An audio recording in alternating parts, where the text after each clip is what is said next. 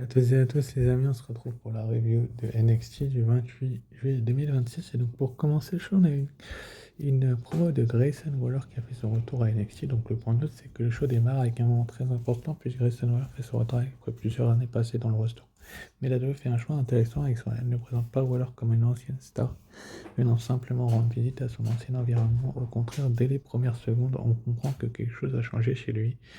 Grayson Waller arrive avec beaucoup de frustration. Il revient avec le sentiment d'avoir été oublié alors qu'il estime avoir prouvé qu'il avait le niveau pour être une grande star de la WWE.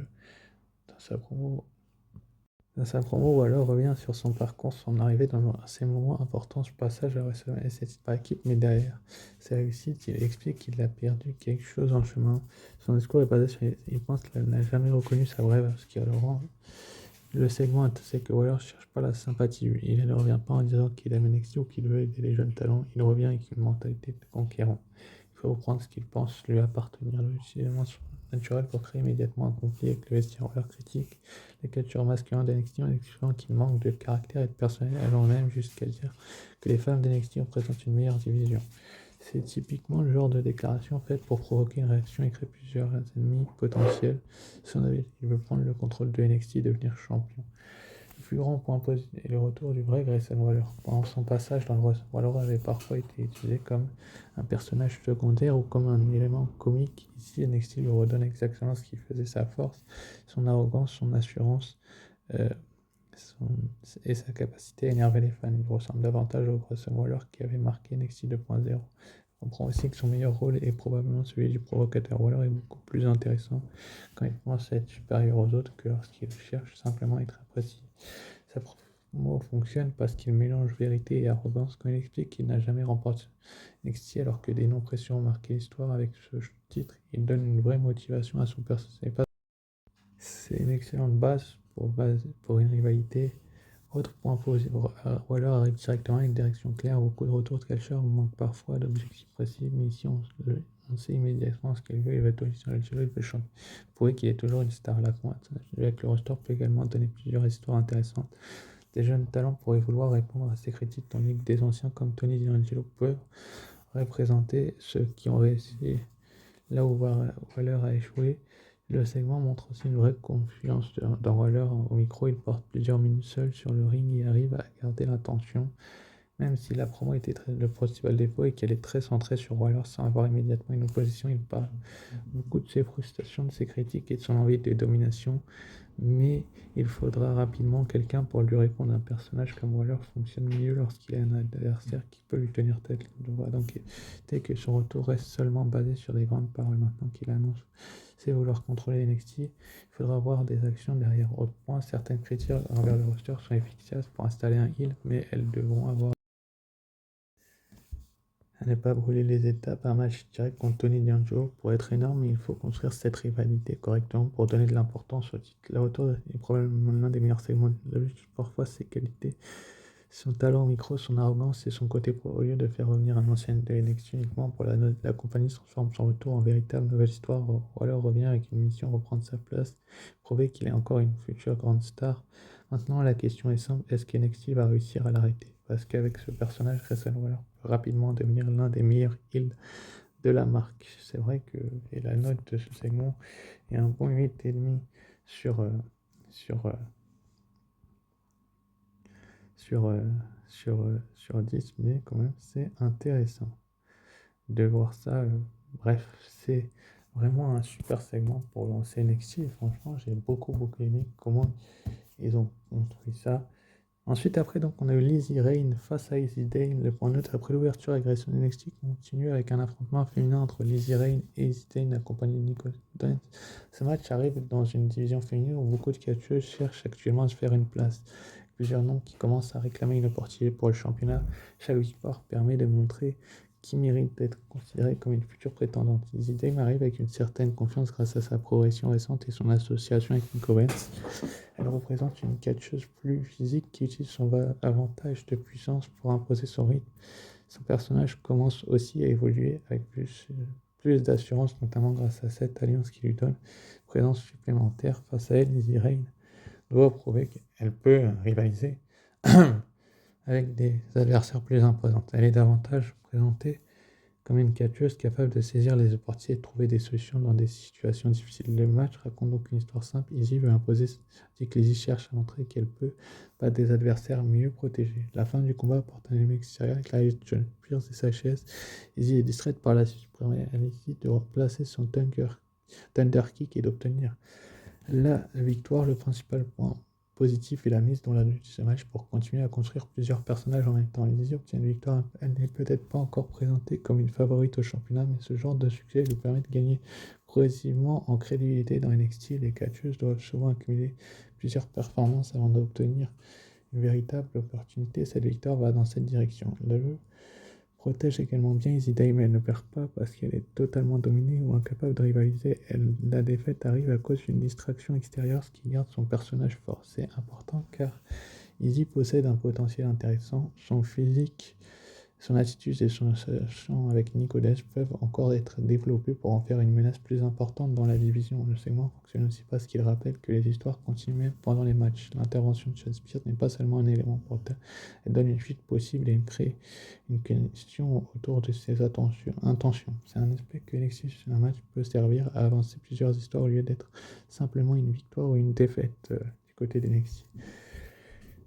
Le principal problème est que le match manque encore d'une véritable importance au jeu. Même si Israël gagne, sa victoire ne change pas immédiatement sa position dans cette tension personnelle qui rendrait le combat beaucoup plus mémorable. Izzy aurait également pu bénéficier d'un moment plus fort. Avant sa défaite, elle a une bonne présence, mais elle doit maintenant lui donner une histoire où elle peut vraiment montrer pourquoi elle mérite d'être prise au sérieux. Pas l'intervention est intéressante, mais elle reste encore mystérieuse. Il faudra rapidement expliquer son objectif pour éviter que cela ressemble seulement à une distraction utilisée pour terminer le match. Israel contre Izzy Day, mais un match correct qui remplit bien son rôle dans les deux, continue de construire Izzy avec une victoire utile tout en protégeant Izzy Day pour la suite. L'intervention de Chad Pierce ajoute une petite intrigue supplémentaire et montre que plusieurs histoires évoluent en parallèle. Ce n'est pas un affrontement destiné à marquer l'histoire mais c'est un bon exemple d'un match de développement. Les personnages avancent, les rivalités commencent à se former, la division continue de progresser. Pour la note, je mettrais un bon 7 sur 10. En tout cas, très très belle victoire de Lizzy Rain. Donc Lizzy Rain qui continue à être mise sur les devants de la scène et à, à gérer ce type de scénario-là du côté de la WWE. Et franchement, c'est une superbe victoire du côté de la WWE que de faire ça ainsi. Enfin bref, on peut passer à la suite. Donc c'est le segment d'entraînement donc de Lola Vice c'est le segment vidéo sert à rappeler pourquoi elle pense mériter une partie pour le championnat féminin NXT. Elle revient sur son restant et met en avant ses progrès, ses victoires et sa confiance grandissante. L'objectif surtout de rappeler que Lola Vice dans la course au titre avec plusieurs qui commencent à réclamer leur chance contre Kelani Armstrong ou Rena Volcan. Lola doit montrer qu'elle n'est pas simplement une participante de plus dans la division. La vidéo présente Lola comme une compétitrice qui croit en ses cas. Son personnage repose beaucoup sur son assurance, son côté provocateur et son style de combat différent du roster féminin. Le principal point fort est que la WWE continue de donner de l'importance aux prétendantes au titre même sans match. Ce genre de vidéo permet de rappeler au public pourquoi une catcheuse est dans la conversation. Son passé de combattante et son personnage très confiant lui donnent une présence différente. Elle ne ressemble pas aux autres catcheuses du nez. Cela peut être un avantage dans une division très compétitive. Aide aussi à créer une impression de compétition autour du champion. Plus les prétendants sont désarmants, plus le titre paraît important. Le problème est que ce type de segment peut parfois manquer d'impact s'il n'est pas suivi rapidement par une action concrète. D'ailleurs, Kendall aussi a fait une vidéo. Le Vice, elle explique pourquoi elle mérite une opportunité, mais il manque peut-être une direct avec une autre prétendante ou un moment plus fort pour marquer. Il faudra maintenant qu'elle transforme cette présentation en véritable rivalité pour que le reste une candidate parmi plusieurs.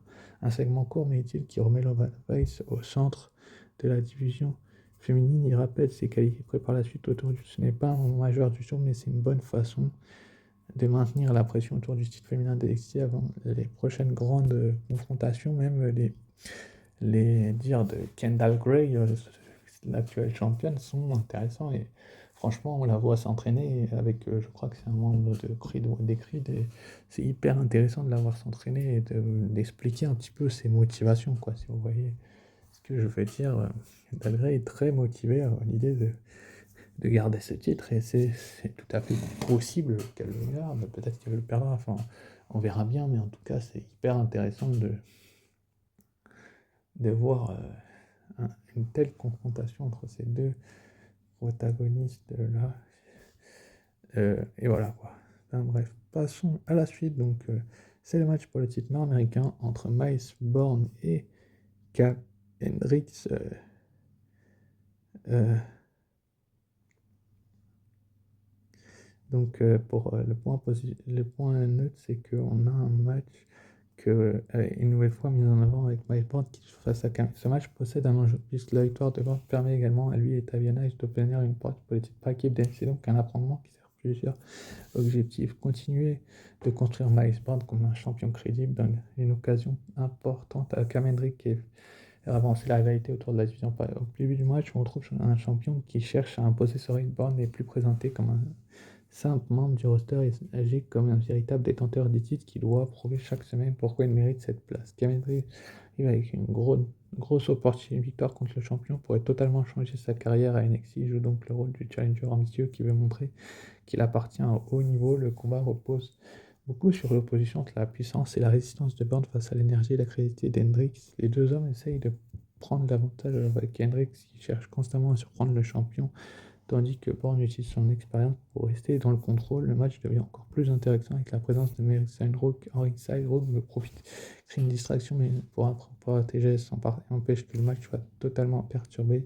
La fin montre bien la difficulté pour Bourne de conserver son titre. Hendrix si a placé son running kick et pense avoir reporté le combat, mais le champion refuse après pour éviter une nouvelle attaque. Bourne trouve l'ouverture et frappe avec son Born Again pour obtenir le compte de 3 Miles Bourne conserve donc son championnat et valide également son opportunité pour les titres par équipe avec Tavian Heights. Le plus gros point est la manière dont Miles Bourne continue d'être construit comme un champion important. Depuis qu'il possède le titre nord-américain, la WWE cherche à montrer qu'il n'est pas un champion de transition. Sa victoire n'est pas une domination totale, il doit souffrir, encaisser les attaques de son adversaire et trouver une solution au bon moment. C'est exactement le type de présentation qui aide un champion à paraître plus crédible. Cam Hendricks est également bien, même s'il perd, il n'est pas présenté comme quelqu'un qui n'avait aucune chance. Il met Bourne en difficulté plusieurs fois et montre qu'il peut rivaliser avec un champion de NXT. L'enjeu avec Taviana, c'est aussi un bon ajout. Cela défense le titre classique. Le travail est également intéressant. Son envie d'attirer des groupes qui méritent une place importante ajoute une nouvelle menace autour de Matt Bourne. Dans sa carrière, le match aurait également pu davantage jouer sur la pression de Bourne en tant que champion. On aurait pu insister davantage sur le fait qu'il doit prouver qu'il mérite cette chance face aux critiques, aux nombreux prétendants qui arrivent. Attention, logique pour l'histoire, mais elle ajoute encore une par moment laisser les deux catcheurs avoir un affrontement totalement centré sur leur qualité. On aurait pu donner encore plus de valeur au match. Enfin, la victoire de Bourne était assez attendue, je la protège, mais une petite dose d'incertitude aurait pu rendre le final encore plus captivant. Miles Bourne contre Cam Hendricks, c'est un bon match de championnat qui fait exactement ce qu'un combat NXT doit faire, développer le personnage et préparer les prochaines. Hendricks, malgré la défaite, montre qu'il mérite d'être considéré comme un sérieux. Le vrai intérêt du match se trouve aussi autour de la future opposition par équipe et la montée de Mason Rook sans créer plus de direction possible. Ce n'est peut-être pas le match le plus spectaculaire de l'histoire du titre nord-américain, mais c'est un affrontement solide et utile pour continuer la construction de NXT et surtout de ce titre nord-américain. Justement, c'est peut-être la meilleure chose qu'ils aient pu faire, quoi. J'ai bien aimé, quoi, comment ils ont construit ça et comment ils nous ont fait ça, quoi. C'était superbement intéressant du côté de la WWE de faire ça, mais franchement, j'ai bien aimé comment ils nous ont fait ça. Enfin, bref, on va pouvoir passer au prochain match. Purse Fight, Stax et Orina Connors face à OTM, Bronco Nima et Lucien Page. Le match par équipe entre Purse Fight et OTM arrive dans une période où la division tag team de NXT cherche encore à construire de nouvelles équipes capables de monter dans la hiérarchie. D'un côté, Pierce Wright continue de se présenter comme une équipe montante avec Styles et Uriah Connors. Leur objectif est clairement de montrer qu'ils peuvent rivaliser avec des équipes plus établies qui ont leur place parmi les prétendants au titre par équipe. En face, OTM représente une équipe plus physique avec Bronco Nima et Lucien Price. Leur puissance et leur agressivité restent leur principale arme et le match permet de rappeler qu'ils peuvent toujours être dangereux malgré les difficultés qu'ils ont rencontrées récemment. Leur rencontre reste principalement basée sur l'opposition de la puissance deuxième contre la vitesse et la stratégie Birthright. Le point positif est que le match donne une crédibilité visible au deuxième. Birthright obtient une victoire importante qui peut leur permettre de gagner en crédibilité. La fin du match fonctionne aussi dans la logique de l'histoire avec l'intervention d'Angel et Berdo de Perros del Mal. OTM se retrouvent perturbés, ce qui protège un peu leur défaite. Ils ne perdent pas simplement parce qu'ils sont moins forts, mais à cause d'une situation extérieure pour Birthright. Cette victoire montre qu'ils savent profiter des opportunités. Leur double coup de pied final permet de mettre en avant leur connexion à l'équipe et leur potentiel. Pour la suite, le principal défaut est que le match manque encore d'un véritable enjeu, même si les deux équipes il n'y a pas encore cette sensation de rivalité importante autour des titres par équipe. Team aurait bien besoin d'une vraie direction, leur puissance est intéressante, mais depuis plusieurs mois, ils cherchent encore un rôle précis dans la division, une rivalité forte, une victoire importante pour les relancer. Birthright, de leur côté, doit également continuer à progresser car ils ont encore besoin de moments marquants pour devenir une équipe incontournable. Conclusion, un match par équipe correct qui sert surtout à faire avancer la division tag team de NXT. Birthright obtient une victoire utile, tandis qu'OTM reste protégé grâce aux interventions extérieures. Ce n'est pas le match le plus marquant du show, mais il remplit son rôle de présenter de nouvelles équipes et préparer les prochaines rivalités autour des titres par équipe. Justement, ça peut être vraiment intéressant et la meilleure chose que la ADVE pourrait faire, ce serait ça, mais est-ce qu'ils vont le faire, est-ce qu'ils vont pas le faire, j'en ai aucune idée, je me demande même pourquoi ils le feraient, c'est à voir comment ils vont nous faire ça, mais en tout cas c'est super intéressant d'avoir fait gagner Birthright, donc Oya, Connors et Stax, et tous les arguments que je vous ai donnés sont peut-être les meilleurs arguments que peut avoir Birthright, c'est-à-dire que la WWE va tout simplement démontrer tout son potentiel, quoi. On voit qu'il dirige tout simplement. Donc après on a le segment en coulisses avec ça, je passe du coup Kelly Armstrong, Izzy Dane, Kelani Jordan et Rena Volkan. Donc le gros point positif avec ce segment le segment en coulisses permet de construire la féminine après la vidéo de Kendall Gray avant son underground match. Ça, c'est vrai que le gros point, c'est que le segment donne l'impression d'une vraie compétition autour du championnat féminin. Plusieurs catcheuses ne sont pas simplement là pour attendre elles expliquent pourquoi elles pensent mériter leur place. Kelly Jordan continue d'être bien construite après avoir exprimé sa frustration plutôt dans le show et confirme qu'elle veut être considérée comme une et n'est pas comme celle, pas seulement comme une catcheuse talentueuse du rock. Kelly Armstrong bénéficie aussi de cette exposition. Elle montre une personnalité plus ambitieuse et commence à se placer comme une potentielle prétendante. Sérieuse, l'intervention de Rena Volkan apporte également une nouvelle énergie. Elle se présente comme quelqu'un qui veut faire partie de la nouvelle génération qui va changer la division. Le principal problème est qu'il y a beaucoup de prétendantes, mais qu'il manque une hiérarchie claire. Plusieurs catcheuses disent vouloir le titre, mais la WWE doit maintenant montrer qui est réellement la priorité.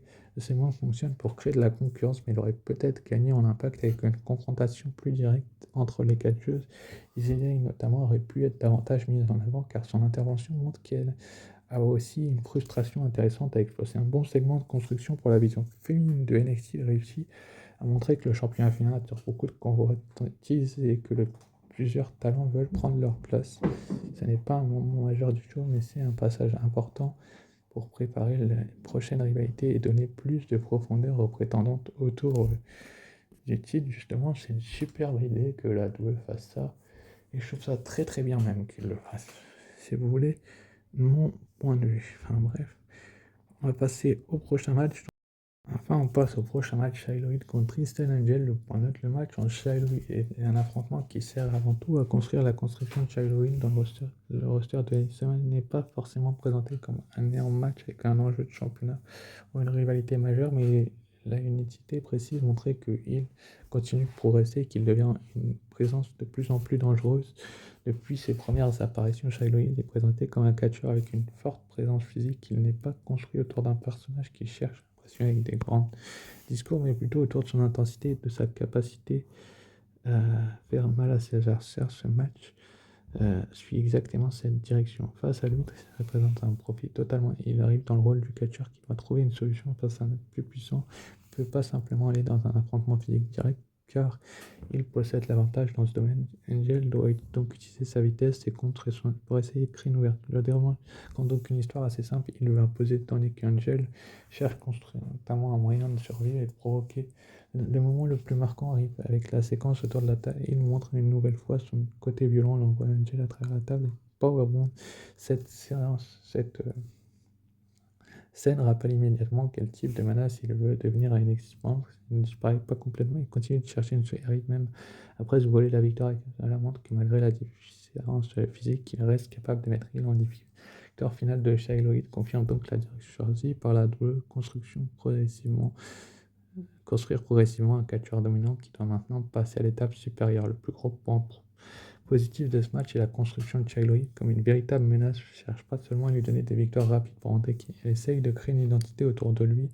Son personnage fonctionne parce qu'il possède une caractéristique très claire. Quand il entre dans un ring, l'adversaire sait qu'il va devoir souffrir. Cette simplicité peut être une force si elle est bien développée. La Power Thompson est un excellent exemple de ce qu'elle veut faire avec lui. Ce n'est pas seulement un moment spectaculaire pour faire réagir le public, c'est aussi une façon de rappeler son niveau d'agressivité. Il n'est pas seulement quelqu'un qui veut gagner, il veut imposer sa domination. Un autre point positif est que Tristan n'est pas totalement sacrifié. Dans beaucoup de matchs de ce type, le jeune talent perd rapidement et sert uniquement à mettre quelqu'un d'autre en valeur. Si Angel montre suffisamment de résistance pour rester crédible, le fait qu'il puisse presque battre avec son roll-up est important, seulement qu'il n'est pas invincible et qu'il doit rester concentré. Cela évite de rendre son personnage trop prévisible. Le match aide également à donner plus de profondeur à la division masculine de NXT, même sans être dans une rivalité principale. Shiloh commence à avoir une place identifiable dans le roster. Il est différent des autres catcheurs, certains mis sur le charisme, d'autres sur le qui aurait pu rendre la rencontre plus importante. On comprend qu'il doit gagner pour progresser, mais on ne sait pas encore vers quel il avance. Est-ce qu'il vise un champ? Est-ce qu'il cherche à devenir une figure dominante? Est-ce qu'il a une rivalité importante? Pour l'instant, il accumule il lui manque encore un moment qui pourrait changer son statut. Un autre point négatif concerne Tristan Angel. Il monte des qualités, mais il reste dans une position où il sert principalement à aider la progression d'un autre qui devra bientôt lui donner une histoire personnelle pour éviter qu'il reste simplement un adversaire de passage. Il aurait également été un devoir davantage testé mentalement. Pour l'instant, sa force physique est son principal argument. Une rivalité où il serait obligé de réfléchir, de s'adapter au début pourrait vraiment faire évoluer son personnage. Et un match de construction plus qu'un match destiné à marquer l'histoire d'Alexis Sanchez. Continue de construire il comme une force montante et une claire, un catcheur puissant et dangereux. La victoire est logique et permet de renforcer parfaitement son rôle en offrant une résistance crédible et en montrant qu'il peut rivaliser malgré le désavantage. Ce n'est pas seul le segment le plus important du show, mais c'est le genre de match nécessaire pour construire un futur prétendant. Maintenant, la prochaine étape de Shiloh Hill sera de passer d'une simple menace physique à quelqu'un capable de viser les sommets de NXT. Je suis complètement d'accord là-dessus. Je vais même aller plus loin. Le titre NXT. En parlant de titre NXT, on va passer au main event,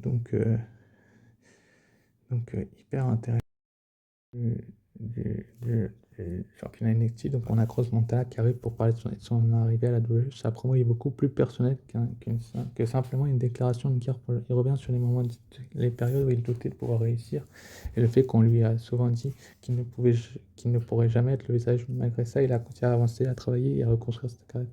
C'est que Cruz ne se présente pas comme un ancien catch qui vient profiter d'une dernière opportunité. Il explique qu'il est ici pour prouver qu'il mérite sa place. Son il ne veut pas seulement être il veut devenir champion NXT et cela sert donc à donner une vraie histoire derrière son plan. La montre un vétéran qui a dû attendre longtemps avant d'obtenir cette chance et qui compte aller chercher le sommet. Le point positif, c'est que le gros point positif est l'authenticité de la promo. Cruz parle avec beaucoup de sincérité à donner une nouvelle émotionnelle. Le passage où il explique qu'il veut rendre sa fille fière fonctionne bien car il montre que ça ne vient pas seulement de lui l'envie de gagner des titres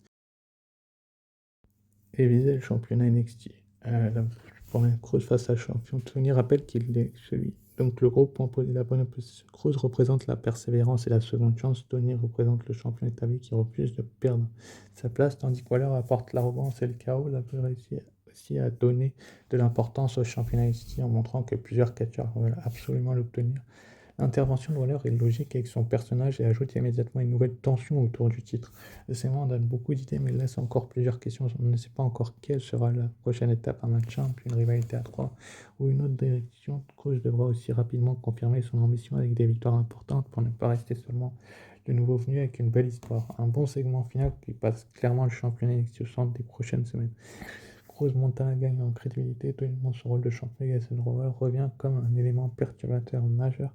Une bonne façon de terminer le show en donnant plusieurs raisons de suivre la suite. C'est complètement ce que j'allais dire, c'est que pour moi, le fait que Grayson Waller attaque les deux, bah, ça projette sur la suite, ça donne envie de regarder les prochains NXT. Enfin, personnellement, moi qui suis NXT, je me dis, bah, qu'est-ce qui va se passer la semaine prochaine à NXT? Est-ce que Grayson Waller va attaquer les deux encore une fois? Est-ce que ça va finir sur une corde à linge de Cruz Montana accidentellement sur Tony D'Angelo? On ne sait pas en fait, et c'est un petit peu l'intrigue qu'on a sur NXT, c'est que la douleuse, c'est pas ce qu'elle fait. Enfin, c'est pas ce qu'elle fait, c'est que les coups accidentels peuvent arriver comme cette clothesline où Grayson Waller en profite pour se marrer et narguer les deux protagonistes autour du titre NXT, où Cruz Montana il a fait ses débuts de la semaine dernière, c'était hyper intéressant. Et là, ce qui se passe cette semaine est encore plus intéressant. On a Anthony D'Angelo qui se retrouve du coup au tapis, euh, même si c'est le champion NXT, enfin bref, il joue bien son rôle. Et on a Rose Montana qui est vraiment sur les devants de la scène. On a Grayson Waller qui joue l'élément perturbateur aussi. Donc c'est vraiment intéressant à suivre quoi, dans les prochains NXT. J'ai vraiment hâte de suivre ça. Quoi. On se demande ce qui va se passer. Est-ce ils vont nous démontrer ça? Franchement, je n'en sais rien. On ne sait pas en fait quelle direction que ça va prendre. Si ça va rester à 3, si ça va être un Grayson, Tony et Kroos vont intervenir, vice versa. Enfin, on est un peu perdu et c'est ça qui est intéressant et que autour du titre NXT, et c'est un petit peu ce qui manque en roster principal où on a souvent les mêmes. Là, ça tourne et ça, c'est un point que je peux donner ici, c'est que souvent ça tourne, les rivalités sont pas toujours les mêmes et ça, c'est un bon point qu'on peut donner à NXT. Enfin bref, donc annoncé pour le prochain NXT, on aura donc Aiki Bresper face à Keanu Carver. Je ne sais pas c'est la combienième fois qui s'affrontent et franchement cette rivalité dure. Et là, je vais aller à contrario de ce que je disais juste avant autour du titre NXT, c'est que pour moi, faut qu'ils tournent, faut qu'ils tournent et qu'ils changent quoi, faut qu'ils arrêtent de mettre toujours les mêmes. Enfin bref, on aura également donc Thea Hill et Jada Parker en équipe face à Carmen Petkovic et Nikita Lyons qui seront accompagnés de Nati. Donc il y a eu une discussion en coulisses entre Jada Parker et Thea Hill après l'aide de Thea Hill dans le match de Jada Parker ou le match Nati la semaine dernière. Et elles ont décidé de faire équipe face à cette équipe-là, tout simplement. On aura également donc les matchs pour les titres par équipe. Miles Bourne, le champion d'Amérique du Nord, et Tavion Knight, son pote, face au Vanity Project. Est-ce que les bébés brunes, ou Vanity Project si vous préférez, vont conserver les titres? Franchement, j'en ai aucune idée, je peux pas répondre. Et on aura également pour le WWE Speed Women's Championship, donc Ren Sinclair qui va remettre son titre en jeu contre Zarya. Est-ce que Zarya va récupérer un deuxième titre ou pas? Bah, faudra être là la semaine prochaine, enfin, dans 3 jours à NXT pour le savoir. Et on aura également donc le NXT Underground Match pour le NXT Women's Championship entre Kendall Gray et Lola White qui repartira championne NXT. Faudra être là au prochain NXT pour le savoir. N'hésitez pas à liker, commenter, partager et vous abonner si ce n'est pas déjà fait. Sur ce, je dis